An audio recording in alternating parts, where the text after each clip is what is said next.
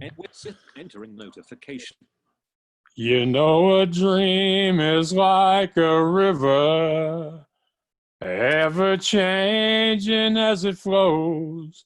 And a dreamer's just a vessel that must follow where it goes, trying to learn from what's behind and never knowing what's in store. Makes each day a constant battle, just to stay between the shore. Hello, ladies and gentlemen. I am Maxwell Ivy, known around the world as the Blind Blogger, and this is another episode of What's Your Excuse, where I hope to help you explode those excuses that are holding you back by introducing you to people who have overcome adversity or thrived in spite of difficult life circumstances, people who have struck out on their own and started unique businesses, people with real world tested advice to help you accomplish your goals and dreams, and people who I just happen to admire and inspired by personally. And you can find me at theblindblogger.net. You can also get the website by saying, Alexa, play the Blind Blogger, or Google, talk to the Blind Blogger. Or you can just say, hey, Google, play What's Your Excuse.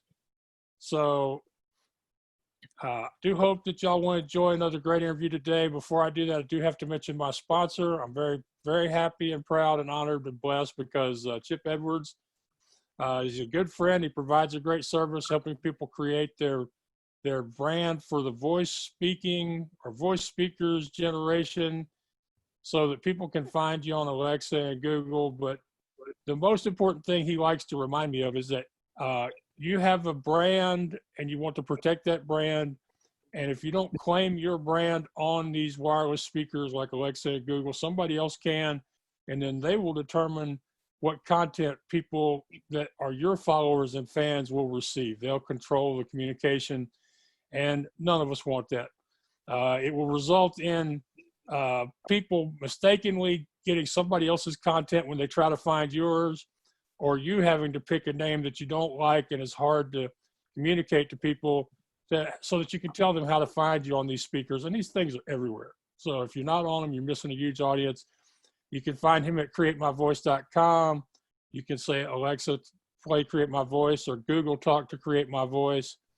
And just reach out to Chip, have a conversation with him. He's not a hard sell type guy, but he will give you lots of great information. So today, my guest is a good friend of mine.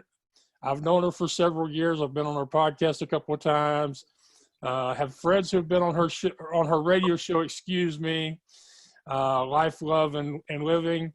And I'm very happy that I've finally reached out to her and came to my senses to get her to come on the podcast. Her name is Sandra Rodgers. She is a reverend, an author, a radio personality, a life coach, and a film producer. I'm not even going to try to tell you all the different kinds of coaching she's qualified and trained and certified in, but she's amazing. You can find her at SR for Sandy Rodgers, AuthenticAscensions.com. And I just found out this morning Ascensions is ASCENSIONS. So thankfully I didn't mess that one up too. Sandy, I really do appreciate you coming on my show, and welcome to What's Your Excuse? Thank you, Max. It's a pleasure to be here with you. I've been intrigued by you since the very first time that I was introduced to you. And so, yes, it's a pleasure to be on your show. And thank you for that great introduction. Well, I do my best. I realize nobody's perfect, so I've quit trying to be perfect. I just try to make sure I get the important stuff out there, and kind of like me, but even more so, there is just so much to your story and to your journey and your background that it's easy to leave something out. So the one thing I noticed, or a couple things that really stuck out to me, one is you want people to live their best authentic self as it applies to them. And I really think that defining success or what a good life looks like in our own terms is something we don't do enough of. We should do better at it. I'm hoping if you start off by just talking a little bit about what that phrase means to you and how you accomplish that. Sure. Thanks, Max, for the question. Being authentic and living life on your own terms, so many times people get lost in their greatness or not even aware of their greatness because they have these different models that they've been given by their parents, by the schools, by the religious centers that they go to. And we're not, for the most part, we're not taught to connect with that inner power that we each have. And so once we learn to, or have been conditioned to ignore that, then we're always at the mercy of somebody else to validate us, to tell us that we're doing a good job, regardless to if it's something that we really want to do or if it's something that makes us happy. And so that's why I'm always asking, what makes you happy? What's your gift? And let that person explain it, because it's better for someone else to be able to testify to their own strengths and their own gifts than it is for somebody else to describe that. And so what happens a lot of times is, like in school, we have tests and everybody's got to pass the test with the exact same answers. And in life, when we get a job, we have certain requirements that we have to fill in order to stay on that job, to be continuously employed. But we're not given an opportunity. Perhaps we want to come out of that line just a little bit when we're coloring, and we'll get slapped on the hand. No, that's not right. That's not right. But what about the artist, that comes up with these incredible designs and paintings that are not so linear, like inside the line? And I just think that too much of our time is like on jobs, we have our appraisal times, evaluation times, and it's like we always need to improve on something. And I feel that if each person concentrated on their strengths and use their strengths, then everybody is working together. They're working in their authentic self versus having to learn something that is not a part of their skill set. You know what I'm saying? Yeah. So when you ask people this question, and I'm sure it's not an easy question for most people, when you ask them this question, do you get a lot of blank stares, a lot of I don't really know, or maybe a lot of I know what I'm not or what I don't do well? What are some of the answers you get when you go through this process? Sure, people, because they've not been asked this question before for the most part, and some people just light up, like, wow, she's really asking me that. So I get to look at me and be able to talk about me in a very real voice, and it brings honor to the person, but yeah, a lot of people are confused, or they get caught off guard and they don't have an answer because they've never been asked that before. Right. And along in this same line, I'm sure a lot of the and don't worry about the technology. We all struggle with figuring out where to put the mic and all that stuff. It'll come to you.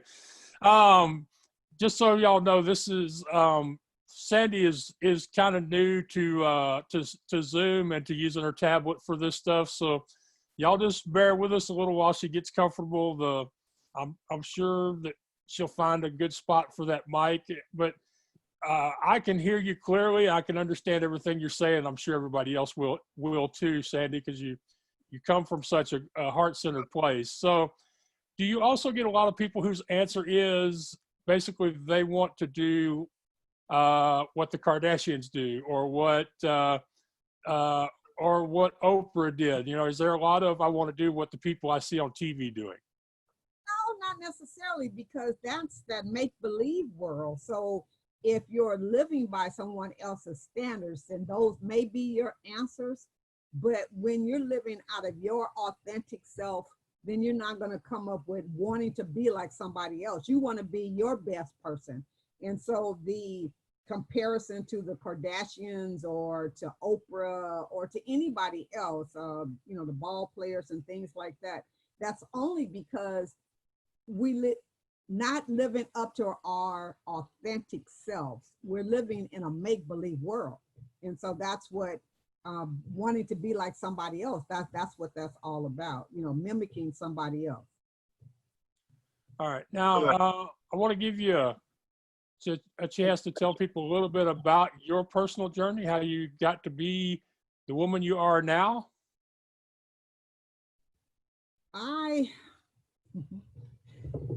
It's funny because I wear so many different hats.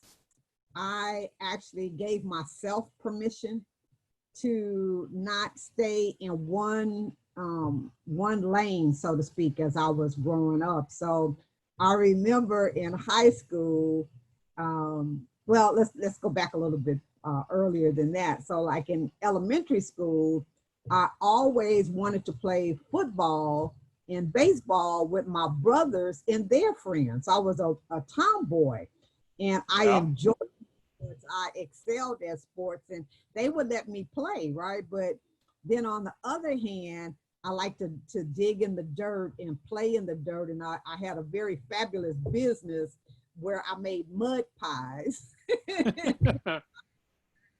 And I made my older cousins eat them. And so they still teach me today.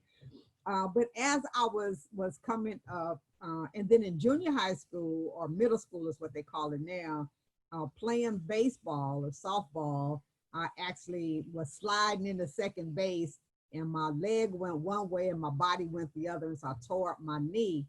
And so that slowed me down a little bit on sports, but I was always doing something different than most of the other girls in my circle.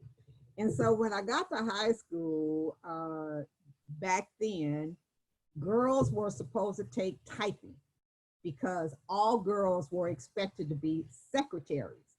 And I said, I'm not going to be a secretary, so there's no reason for me to take typing. And I didn't take it, you know, so they were like, so what other class would you like to take as a, I think they call it selective class. And I said, I want woodworking. So I took a woodworking class with all the boys, you know, but always doing things outside the box. Man, there's been so many, I'm just thinking, there's been so many things that I've done with my life. I've always wanted to expand my knowledge. I always wanted to expand the group of people that were around me. So I never had the same friends. They were always more and more. And I know at some point in time, people would say I have friends that resembled the UN because it was never restricted. You know, like you didn't have to look like me. You didn't have to be African-American, Black, Negro, whatever you want to call it, you know, but as long as your heart was in the right place, then that was all that mattered. And so, and me and my friends, we would sometimes, you know, get stares from other people as we would, you know, laugh and go about the town and things like that. So I've owned a modeling company in Los Angeles, and one of the major reasons why I did that was because of showcasing children and then erasing that knowledge or not knowledge, but that false belief that all models are these super thin people when they're not. And so I helped the children to understand that whatever body they were in, they should be comfortable in that, and they could carry themselves with a lot of self-respect and dignity. And so it gave them a lot of self-pride and self-worth and self-love. And that's what this is all about. So when we live out of our authentic self, then those are the products that we get to have, is an increased self-esteem about ourselves. And so in most jobs, I've always done the same thing.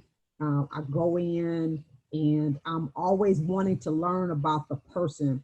When I came to Atlanta, when I left LA, and I probably will skip around some because my life is not linear like that, but when I came to Atlanta, I worked for a freight distribution or freight delivery service. Airborne Express was the name of it. And I had never done anything like that in my life. I've always been, you know, like in the cutesy corporate world with high heels and makeup and, you know, the business suits and things like that. So to go from that environment into a warehouse was really a shock, but I enjoyed it. But one thing that I did was I made sure that I talked to each one of our drivers, and I got to know each one of the 60, 70 drivers personally. So I know about their family, I know about their children, their hobbies, and the things that were important to them. And again, Max, this is like going back and touching bases with the authentic person. And anything out of the ordinary, like they get their routes in the morning with their freight, but if there was an urgency that needed to be handled, if I got in contact with the guys or the girls, you know, they would do it for me. And my boss, the district manager, was always so amazed with that. He's like, Sandy, how do you always get cooperation from the people? And I had never really paid it a lot of attention, you know, as far as saying, okay, well, if I do this, then this is the payback, because it wasn't about that. It was about honoring each one of the individuals. And so he started just observing me, and he was like, oh, man, you go down, you know, everybody in here individually. And I did. And so because I took the time to know them, Max, that was the reason why they gave me that same respect back. And that is just offering and affording a person to live out their authentic self.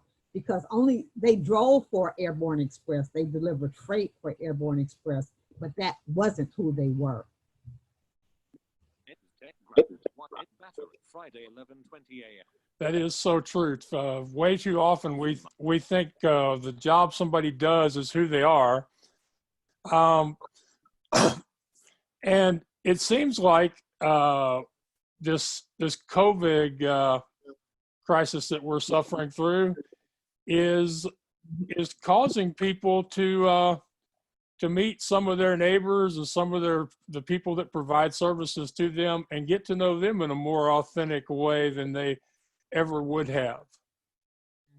Yeah, people are speaking to each other, you know, in the neighborhood. And I've seen some neighborhoods where they're coming outside at certain times and they're actually doing yoga or, you know, different exercise in the street. This is a perfect opportunity for people to commune and to communicate and to get with one another in a way that's not been afforded, especially families. So families are, you know, in the morning or in the evening, everybody's always, you know, scattering about, going from this place, getting ready for that place, this activity and that activity.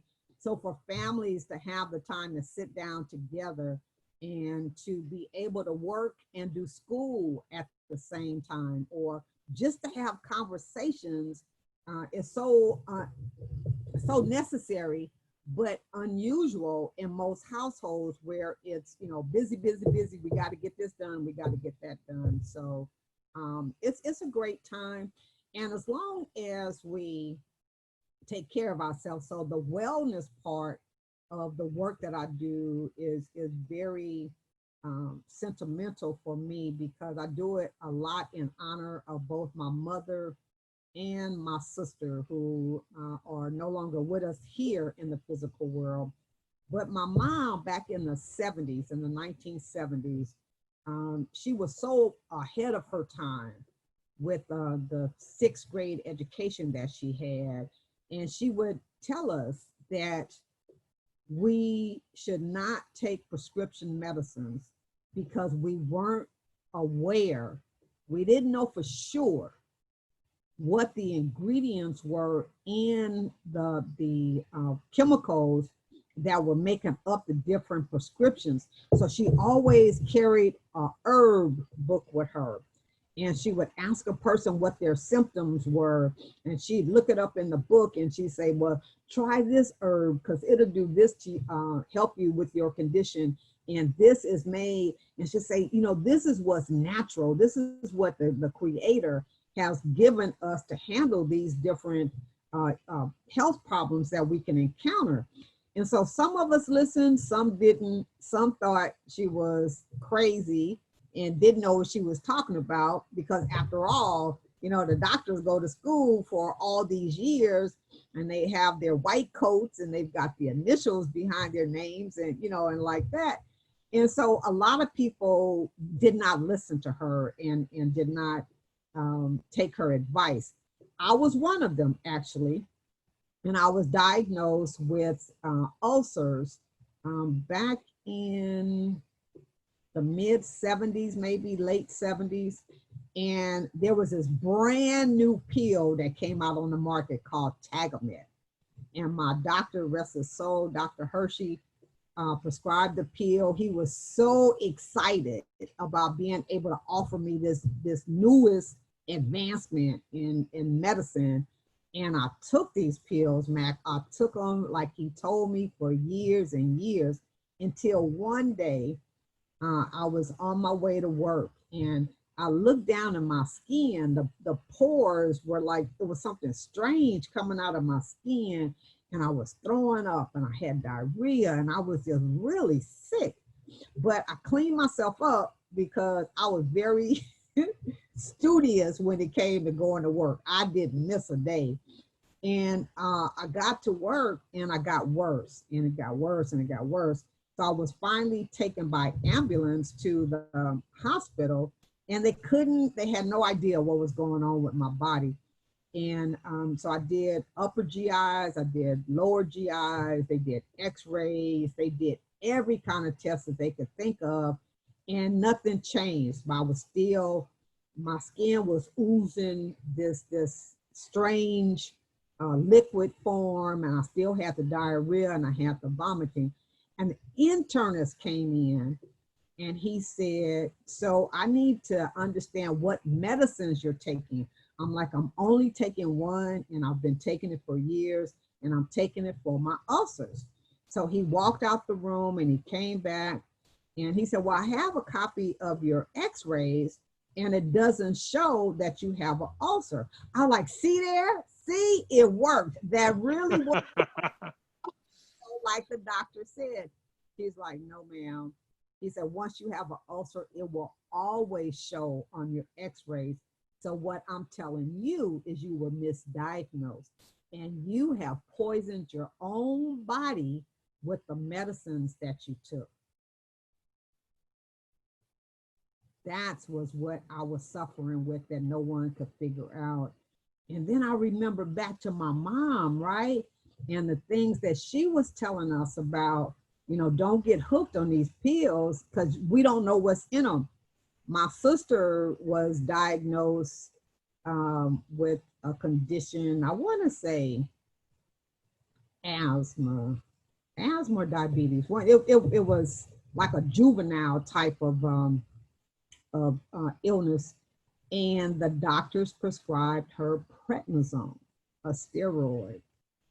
That medicine right there is so strong and it's so addictive. She was almost like a street junkie. She couldn't get off of that medication to save her life.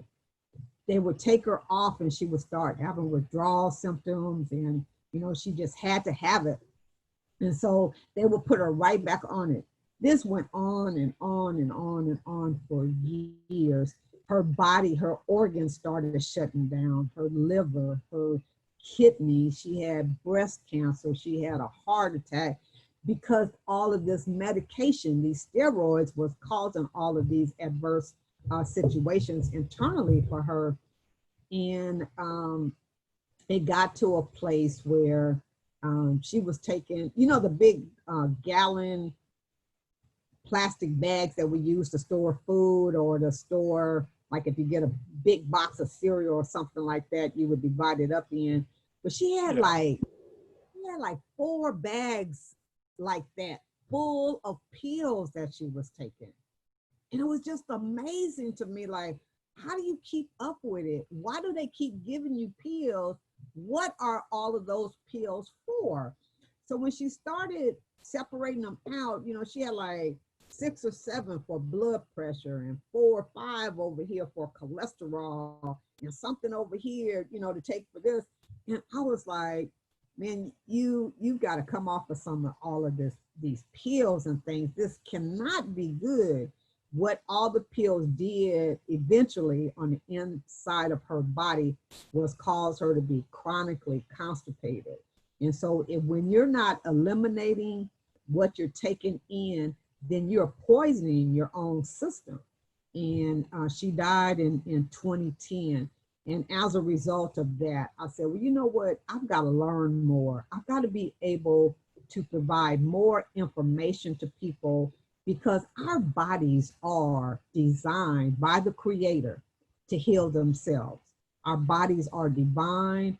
And as long as we put in the right things, so things, I mean, food, thoughts, and no stress.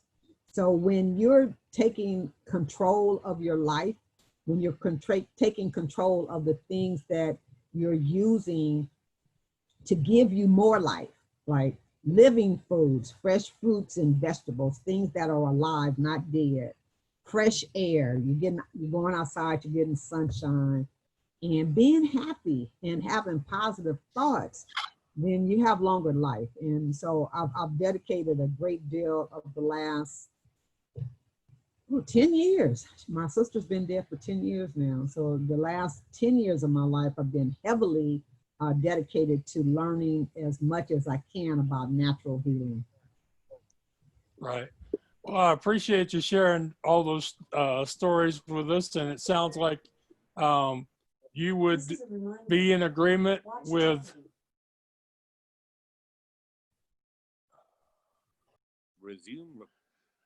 in agreement with my friend Carol Papini, who also had to help her husband when to take control of his treatment. So I'm talking with Sandra Rodgers. She's an author, a life coach, film producer, radio personality, and I know I forgot something, but you can find her at srauthenticascension.com. And in your bio, at least on your website, it mentions that you were diagnosed with Crohn's disease and have managed to improve your quality of life through your diet. But you know, with this COVID thing, people are finding it hard to get the groceries that they want to get, even those who know what they should be buying in the first place, which ain't easy. What are some of the things you can recommend or suggest that will help people, one, so that they can see some of the small things they can start out doing now that will make their bodies healthier and allow them to live longer, and then two, how they adjust to food shortages that we're having to deal with? Great question, Max. Our grocery stores and the food selections that are available, it's been really unique to me, in that when the way that I eat, which is primarily fruits, vegetables, grains, and nuts and seeds, they're plentiful. They're in the stores. But when you look for the meats, the processed foods, your sugary items and things like that, those are what is in shortage or not available, period, in the grocery stores.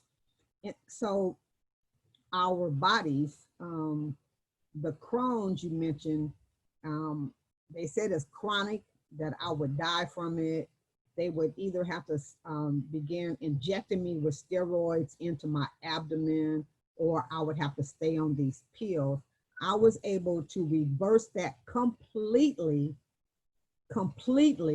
without any of those, because the pills, like the ulcer situation, the pills made me sick. And that was the reason why I searched and found an alternative method to healing my body. So I want the audience to make sure that they understand that even when you're given a diagnosis, a grim diagnosis, that there still is the possibility of overturning that. So, and to answer your question in regards to what should we be eating, there are a lot of chemicals, preservatives, GMOs. There are a lot of unnatural ingredients that are placed into foods that help them to have a very long shelf life so that they can be kept in the stores or in the warehouse for a very long time before they're gone bad. So these ingredients or these chemicals that they're putting in the foods to have them to have this extended life is creating havoc in our bodies. So our bodies, once they have this inflammation building up, and the inflammation, again, getting back to our bodies being so divinely designed, when we ingest something that is not good for our bodies instinctively send out I call them the body warriors, right? And they're like, oh, no, you can't cause harm to this body temple, right? And so it comes and it looks like inflammation in the body, but what it's doing is protecting the good, healthy organs and cells from this foreign matter getting into those organs. And that's what's inside of the chemicals that are put into these processed foods. So processed food would be your mac and cheese that you buy in a little box. It would be a lot of the fast foods that are served at the fast food places. It would be your cake mixes. It would be the animals, possibly if they're not organic, because they're being fed GMO products for them, and steroids and all of these additives to make them grow at a unnatural rate. And so to simplify, if you start eliminating white products, so white rice, which is bleached of its nutritional value, white sugar, which is addictive and it causes the inflammation in your body. The flour, the white flour, has the GMO, which a lot of people are allergic to one of the ingredients in that, and it's called gluten. I, for one, my eyes will swell up until they're just little slits if I eat the gluten. It's because it's not natural and our bodies just can't recognize it. It can't digest it. And pastas, your white pastas. And so basically I'll tell somebody that is looking to improve their lifestyle and to improve their health is to cut out the white, all white ingredients, all white stuff that you would normally, white bread and things like that. And so start replacing it as far as grains to replace rice. I've used quinoa. It's very, very simple. It's a very nutritious grain that you can use in place of white rice. And the sugar, you just gonna have to learn how to live without it, because that is the work. I'm serious, you know, and so I have taken people through sugar elimination cleanses and things like that, because that sugar, a lot of research, or some research, I'm not gonna say a lot, but some research suggests it's more addictive than cocaine. So, you know, that has got to be really, really strong.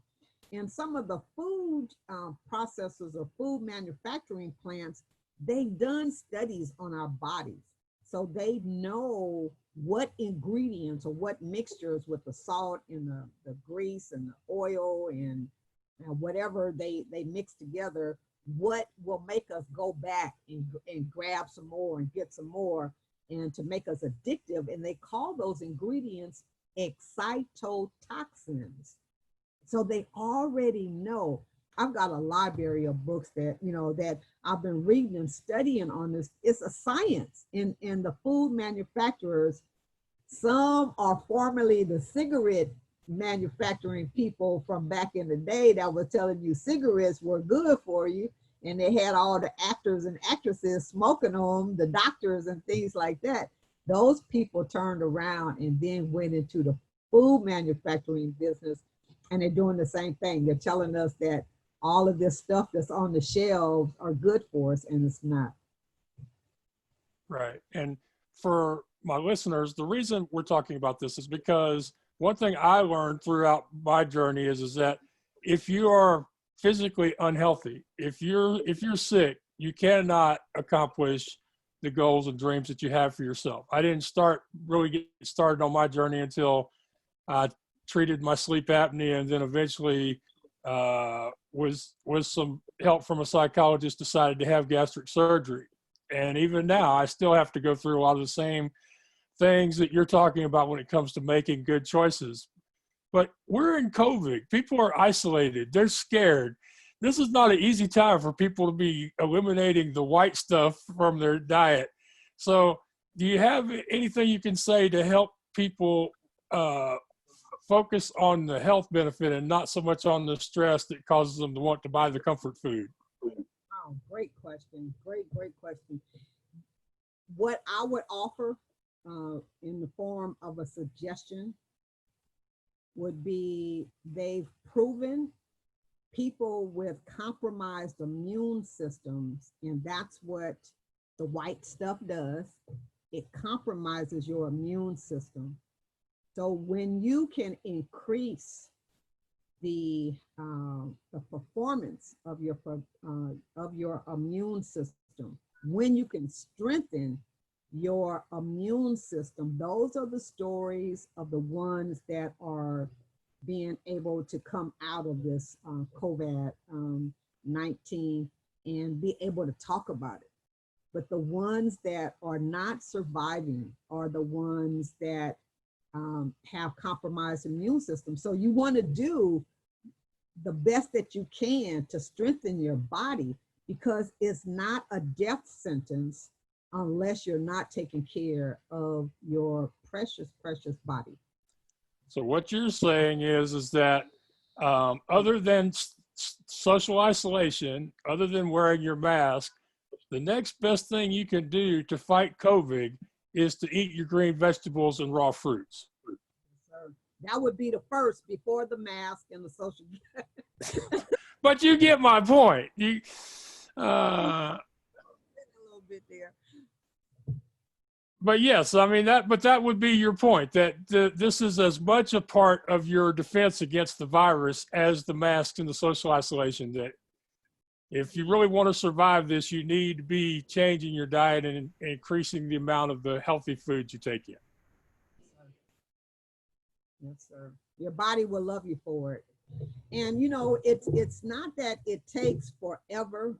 You don't have to go like 2 or 3 weeks before the food will start making an impact on your life and your health.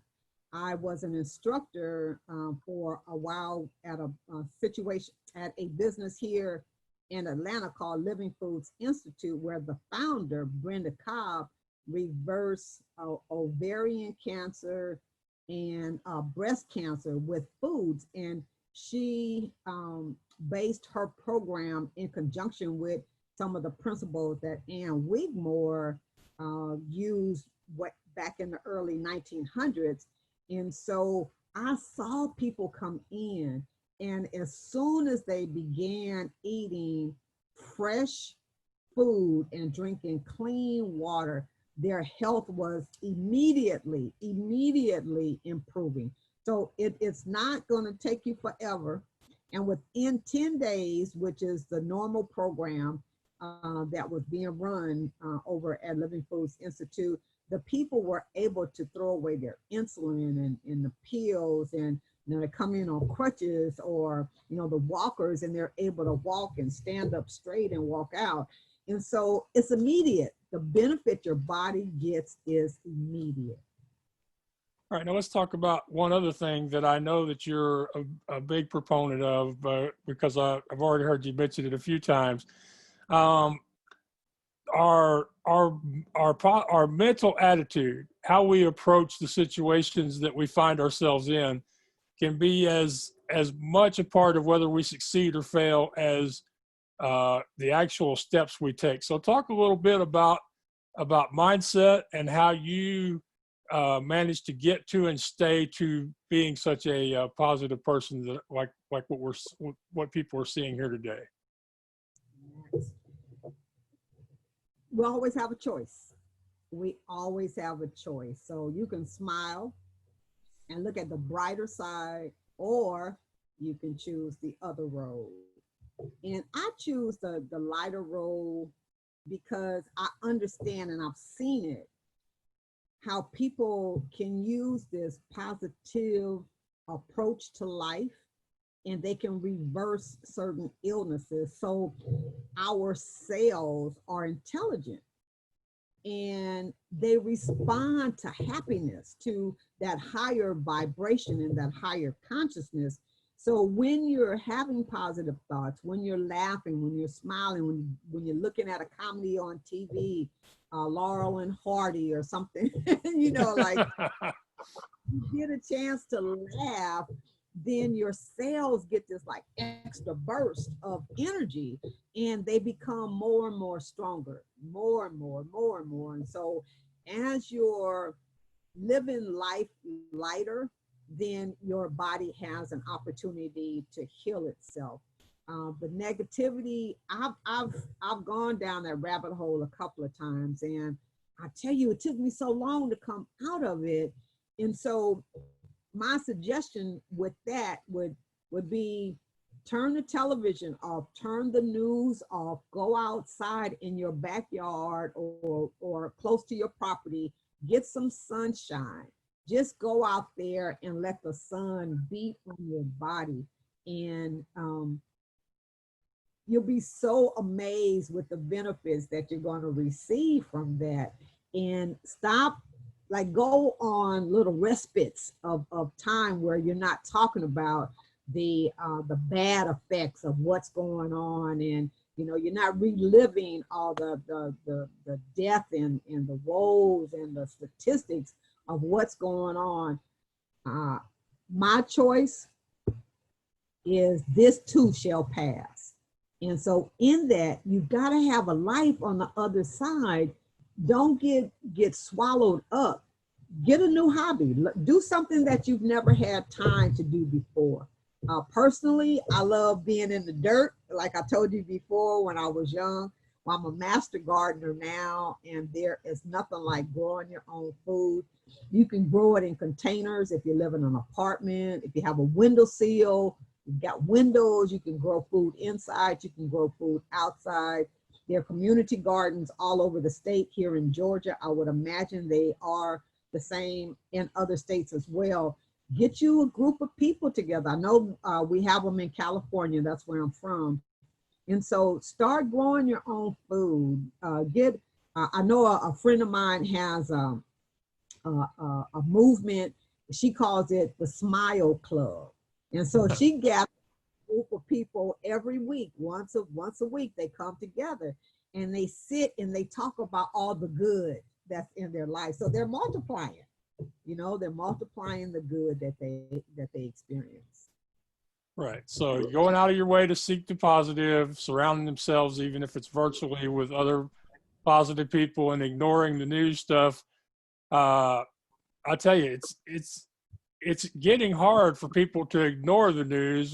Just yesterday in the morning, our local CBS affiliate said they ran down the list of press conferences, and it seemed like the press conferences were like a bus schedule. It seemed like there was just about another one every hour.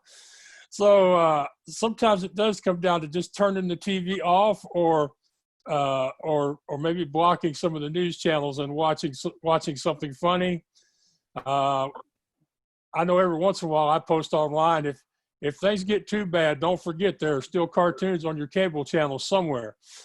So yeah, so I wanted to I wanted to ask you, cover two more areas before we're through, if it's okay with you. One is your radio show. I'd like for you to tell people more about how you started your radio program, how long you've been doing it, and what maybe one of the more important challenges you had of doing that show.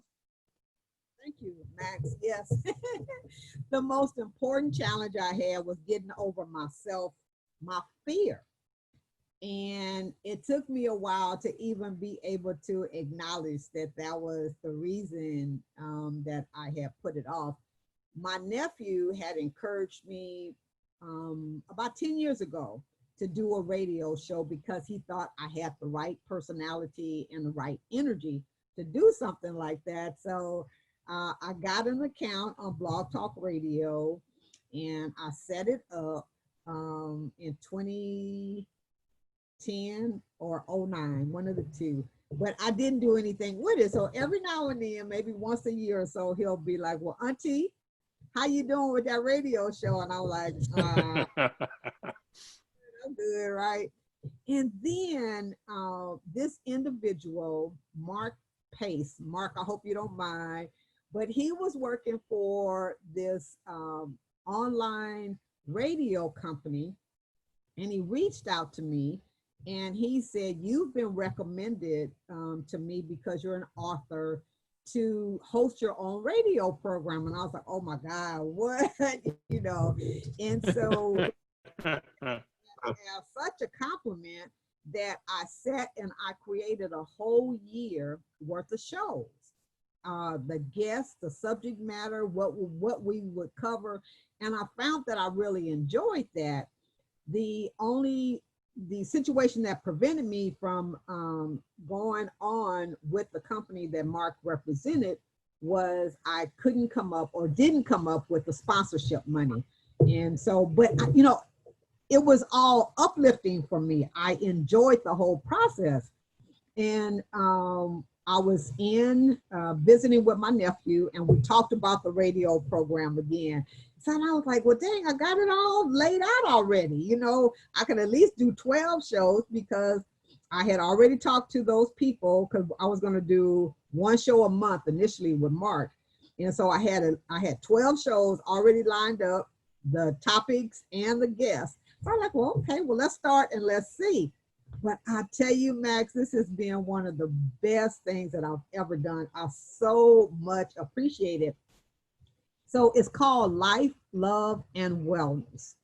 And we talk about subjects that people find unable to have a comfortable conversation out in the open about certain things. So I've brought on the LGBT community, HIV and AIDS, domestic violence, bullying, urine therapy. I've brought on the blind blogger. Yeah, talk about a which one of these is not like the others moment. But I'm proud of my appearances on your show and happy that you brought me in with some of these other amazing people you have on your show. So I'm starting to notice a trend though. I talked to a woman a few weeks ago and she said that in the beginning, she didn't think she was doing a podcast. She thought she was just doing a video blog or a video journal. She said she did it for a while, then found out she was doing a podcast. And it almost sounds like you did this show at the urging of this Mark Pace fellow. And when you were doing it with him, you didn't think about it in the same way that you did before you talked to him. Like when it was just you, it was scarier than when you had this other person telling you how great you were and that you needed to do it. But then after you recorded those episodes, you thought, well, what the heck? I've already recorded them. Let's put them out there and see what happens. So I'm noticing that with a lot of people with creative works, at least, we almost have to trick ourselves into it to overcome the fear. That's good. And one of the things that too, for the audience is that I provided transportation 5 or 6 maybe even 7 years, to children primarily that are visually impaired. So to be able to have Max come on my radio program and have the children that I have been driving around and working with for all those years, to be able to listen to Max on my radio program was so inspiring and so motivating to them. And so, you know, in these shows, we respect and honor a wide variety of people, and they're all real life issues, you know, like the children are so impressed with you, Max, you know, so and that's the reason behind the show is, you know, like it's not all pretty and it's not all doom. Sometimes there's stuff in the middle, you know.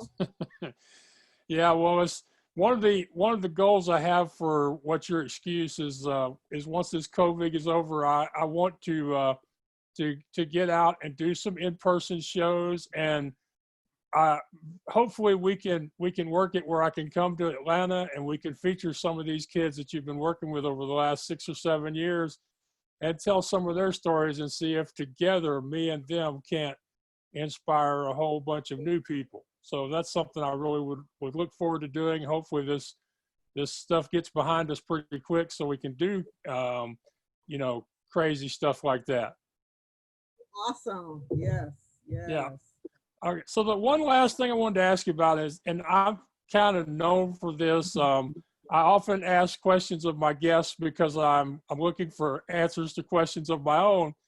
I have chronic lymphocytic leukemia, CLL. It's in very early stage. My white count is high, but it's stable. It's in 20 to 30,000. I don't know what the letters are after it, but it's stable. It hasn't continued to increase, which they tell me is really good. But I deal with a compromised immune system, so people are worried when I travel.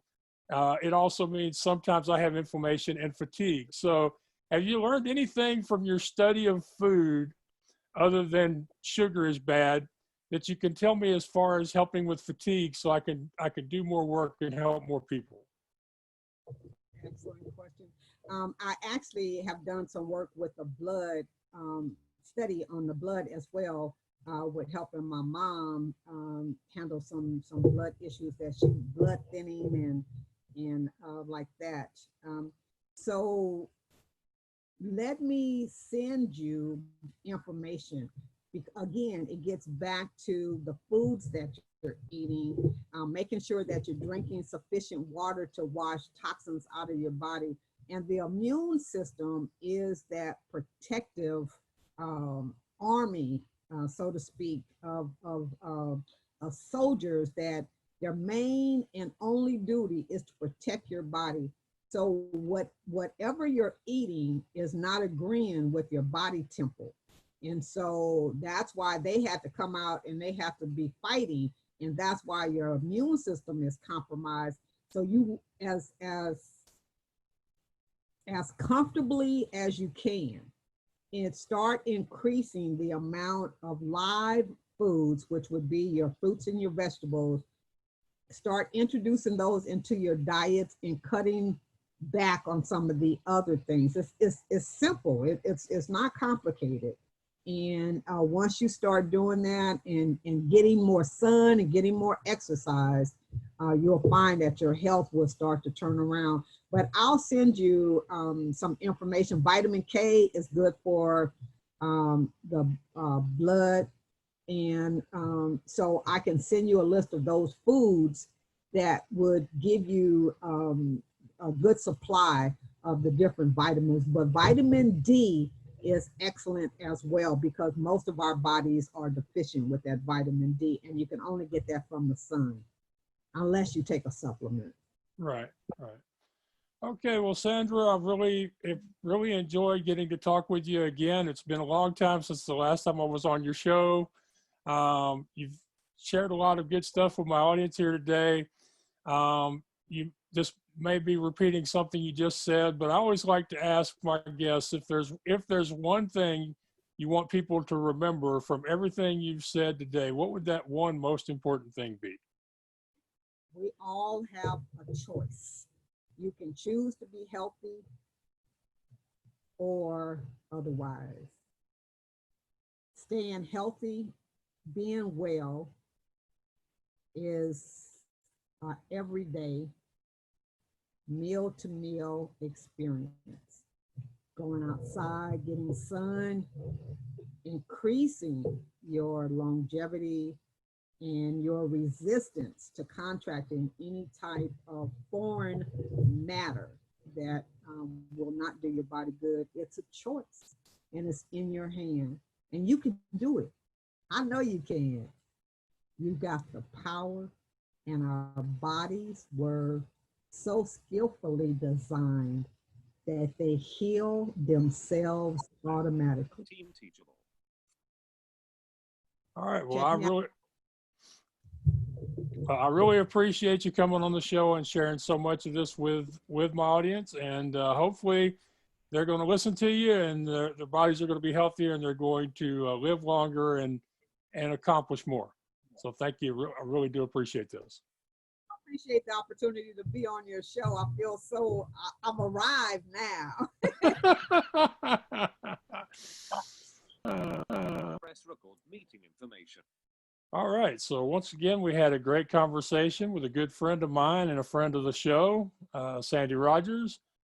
And two things that I will take from this, they're both confirmations of things I already knew, but like I tell my good friend Adrian Smith all the time, the important lessons, it seems like we have to relearn over and over again throughout our lives. So two things. One is what we take into our bodies, the food, the water, the sunshine, the positive or negative energy of the people we surround ourselves with. Everything we take into our minds and bodies affects us in one way or another.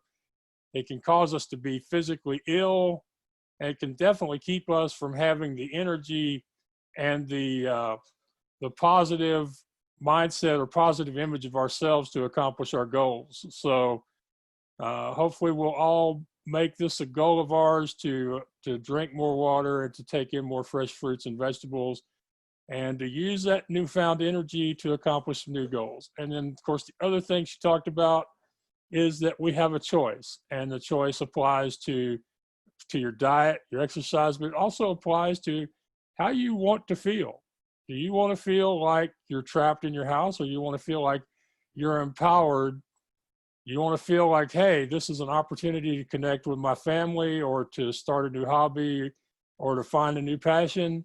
Or are you going to choose to spend all your time and energy focused on the news, the latest statistics, and fears over what will come next? I know that it is difficult because we all have this fear about our jobs, the economy, what our society will look like in the future after we come through this corona or COVID virus crisis. But even that is where you can make a choice. You can choose to say, will we come through it, or how we come through it? Or you can choose to say, I know we will come through it. We were created by a divine creator. He built us to be resilient and to overcome things like this with his help. So that was the other main important thing she shared with us, is that we always have a choice. And I do hope you'll visit her website, srauthenticascension.com. I want to thank my sponsor again, Chip Edwards at createmyvoice.com. He will help you create a voice branding strategy to protect and grow your brand name on the voice speakers. And these platforms are growing. Millions and millions of new people are using them, and using them in new places and new ways to access content. Google and Alexa, or Google and Amazon are working on the back end behind the scenes to make it more likely that people will find content by speech as opposed to from a laptop or a screen. So you really want to be there, and you want to be there in a way where people can find you. And I'm really happy that, you can say, Google, talk to the blind blogger, or Alexa, play What's Your Excuse? And without Chip's help, I wouldn't be able to do that.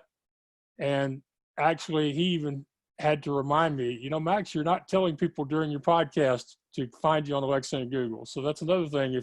If you're there, make sure you're telling your traditional audience that you're there, or reminding them to tell their friends. So you can say, Alexa, play the Blind Blogger, or you can say, Google, talk to the What's Your Excuse show.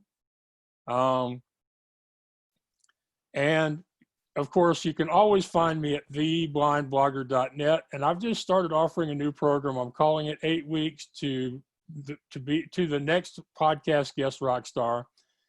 And it's a combination of several services. First, I'll help you get clear on what your personal origin story is and how to tell it better. We'll do some practice question and answer sessions that will be recorded so you can get familiar with the technology.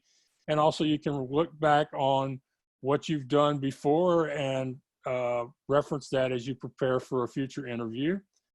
I will book you on podcasts and radio shows. I will co-promote your appearances on social media and to my email list. And I'll be there to mentor you along the way to help you get ready for the interviews, and then also help you look back at your latest ones and go, how could I have answered that better? So it's a full service approach over 8 weeks, and I'm really excited about it. I'm looking forward to working with my first paid client and seeing where it goes. You can find that at theblindblogger.net/8 weeks, the number 8, WEEKS, theblindblogger.net/8 weeks. And if you have any questions, just send me an email or reach out to me through social media. I'd be more than happy to get on a phone call or a Zoom meeting and talk about it further. All right, I appreciate all the continued support I get from my followers online. If I didn't know y'all were dependent on me to do this show and get it out there on a regular basis, I couldn't keep doing this. So thank you for that. And until next time, take care out there. I am Maxwell Ivy, the Blind Blogger, and this has been What's Your Excuse? Too many times we stand aside and let the waters slip away, till what we've put off to tomorrow has finally come today. So don't stand upon the shoreline and say you're satisfied. Choose to chance the rapids and dare to dance the tide.